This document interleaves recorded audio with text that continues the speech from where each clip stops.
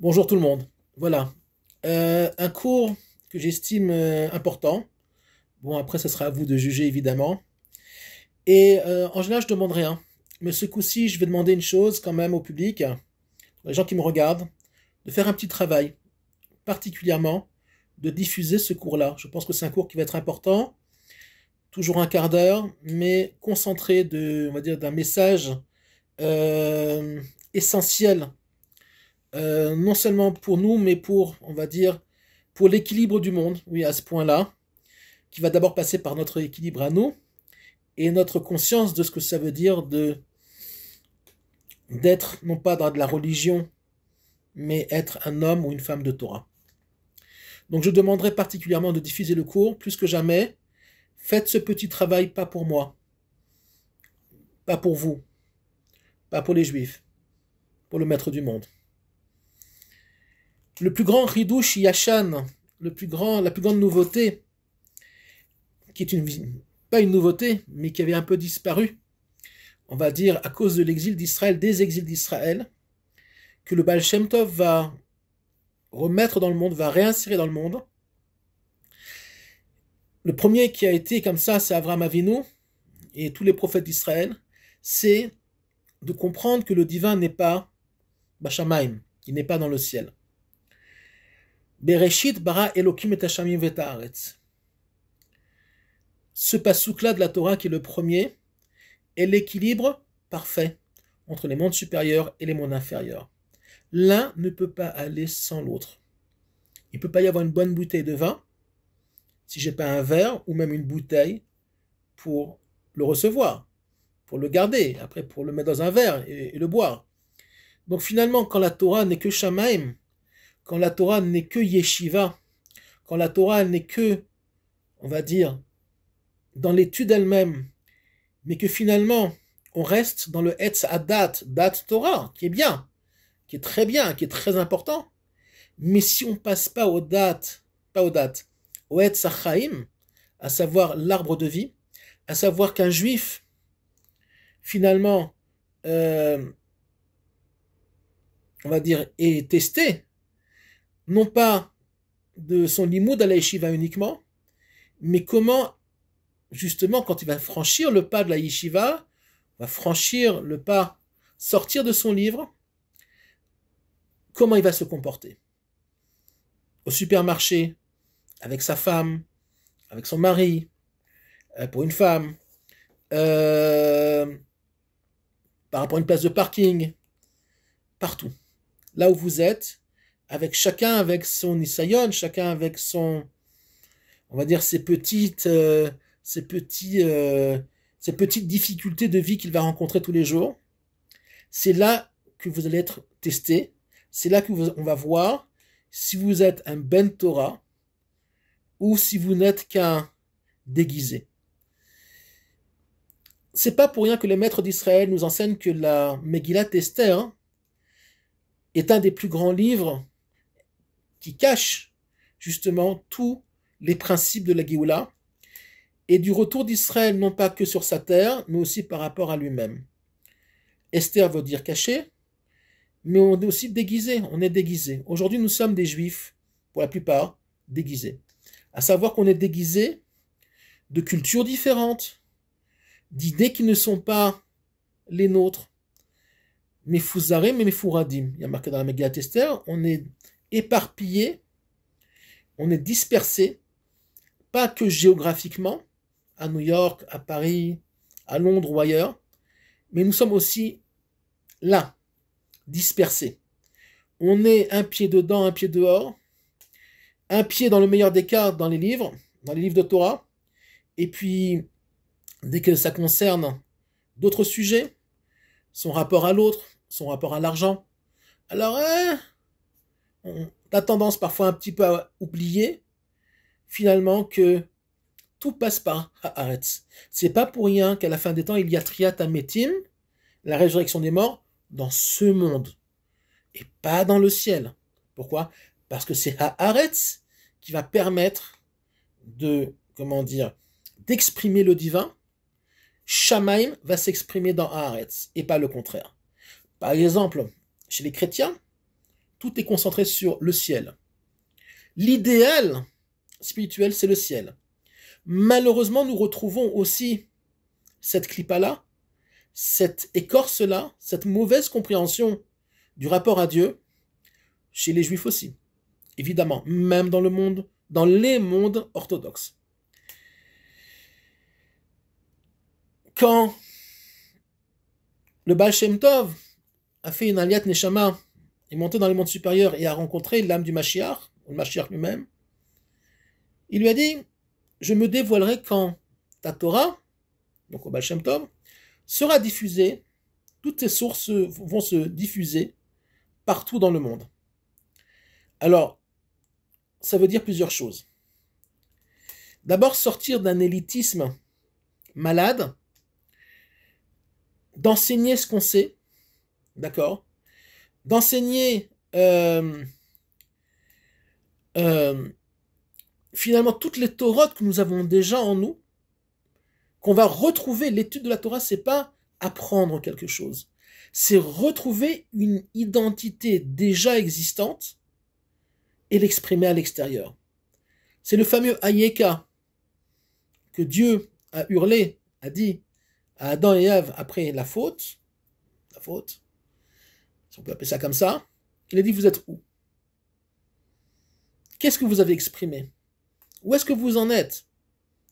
Eh bien, c'est le défi de toutes les générations, et particulièrement la nôtre, dans un monde où il y a énormément d'obscurité, où il y a une très grande confusion, et dans le peuple juif, et dans les nations du monde, de où est le mal, et est-ce que finalement, on a envie de faire face? Est-ce qu'on est courageux? Est-ce qu'on ose pointer le doigt vers le mal et dire, voilà, nous on dit non, et on ose se lever, et c'est exactement ce qu'Israël est en train de faire actuellement. De pointer le mal du doigt et dire non. Aujourd'hui, ce mal-là, il faut le combattre. On n'a pas peur de le nommer, on n'a pas peur de faire face, et c'est peut-être un tridouche ce que je vais vous dire, c'est le retour de la prophétie. Le retour de la prophétie, c'est pas uniquement recevoir un message spirituel, particulier, individuel, du maître du monde vers un prophète, c'est aussi une prise de conscience générale du travail qu'il y a à faire et ne plus se masquer, se voiler la face et vivre comme des êtres déguisés. Parce que c'est exactement ce que le monde fait. C'est exactement aussi ce qu'une grande partie, malheureusement, du Ham Israël fait aussi. La Torah authentique est là pour tisser des liens entre, d'abord, vous-même avec vous-même, vous-même avec le maître du monde, et nous-mêmes, chacun, avec son prochain. Kol Israël, Arevim Zelazé. Chaque Israël, chaque juif est responsable, chaque juif est interdépendant avec son prochain. Il faut qu'on passe d'un potentiel à une réalisation finalement d'une opportunité qui est donnée par le maître du monde de bien faire. Et la vie, c'est ça. La vie, c'est pas courir après recevoir. Il faut sortir de ça. La vie, c'est recevoir les lumières divines et après les rediffuser comme un miroir. Nous sommes des miroirs. C'est ce que dit le Baal HaSulam, les Kabel, Al-Melat, Lashpia. Recevoir pour influencer le monde. Il faut sortir des clivages, il faut sortir des kippa noir, kippa tsruga, shtraimel comme ci, shtraimel comme ça. Le piroud dans le peuple, la désunion dans le peuple, est le rempart le plus grand avec le dévoilement du Mashiach. On doit être unis au niveau de ce qu'on est d'abord nous-mêmes, avec nous-mêmes, déjà faire la paix avec nous-mêmes, intérieurement, individuellement. Quand il est marqué dans la prière de la Hamida que le Mashiach ou Ikabet, c'est Kol Nidre Amo Israël, il va refaire venir les exilés On parle aussi non pas uniquement des exilés, des juifs qui savent même pas qu'ils sont juifs, parce qu'on parle pas des juifs qui sont juifs, qui savent qu'ils sont juifs, mais qui vivent en diaspora. On parle pas de ça. On parle de ceux qui n'ont même pas conscience de leur judaïsme. Il y a eu beaucoup d'assimilation. Il y a des gens qui sont juifs dans le monde, ils savent même pas qu'ils sont juifs. Mais c'est aussi reprendre conscience des 5 parties d'âme que nous avons en nous, Nefesh, Ruach, Neshama, Chaya et Yechida. Ok? Comme les 5 doigts de la main. Les 5 doigts de la main, nos doigts sont séparés les uns des autres, mais finalement forment une main. Et il y a une forme de, uniquement une illusion de séparation, puisque chaque doigt est un individuel, et par lui-même, mais finalement la main elle-même unit ces 5 doigts-là pour faire le travail qu'il y a à faire dans ce monde-là, dans le monde qu'on appelle le monde de la malchoute, le monde d'en bas.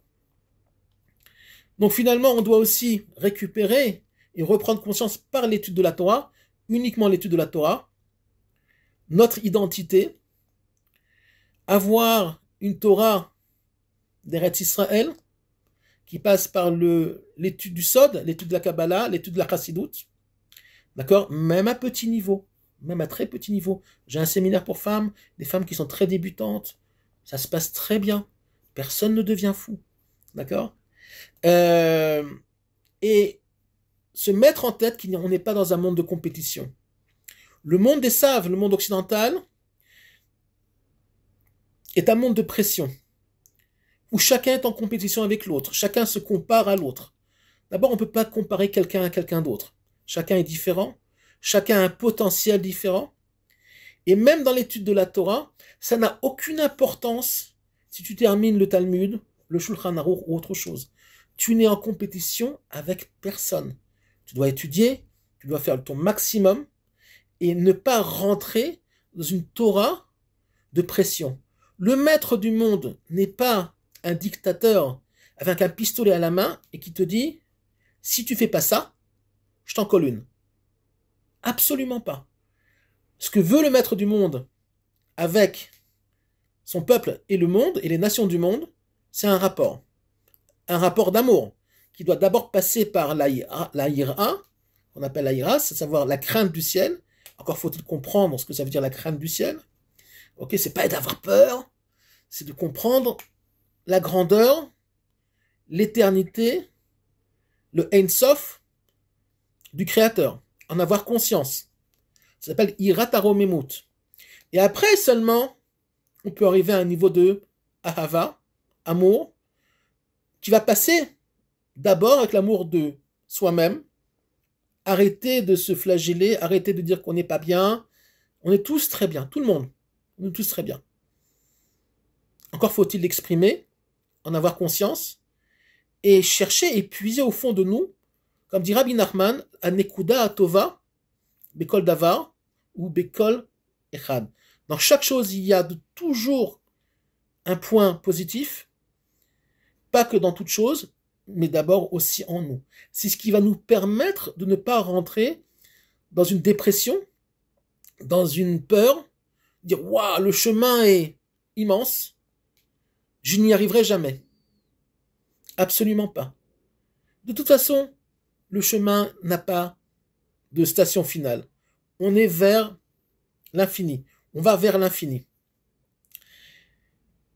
Le but maintenant de Rosh Hashanah, on va rentrer dans Rosh Hashanah la semaine prochaine, c'est de prendre conscience de l'Hamlir, de prendre conscience du maître de l'univers, que c'est lui qui fait et défait les mondes, et que l'âme Israël n'a aucune crainte à avoir. Oui, il y a au niveau individuel, parfois malheureusement, des gens qui partent à la guerre, dans un accident, maladie ou autre chose.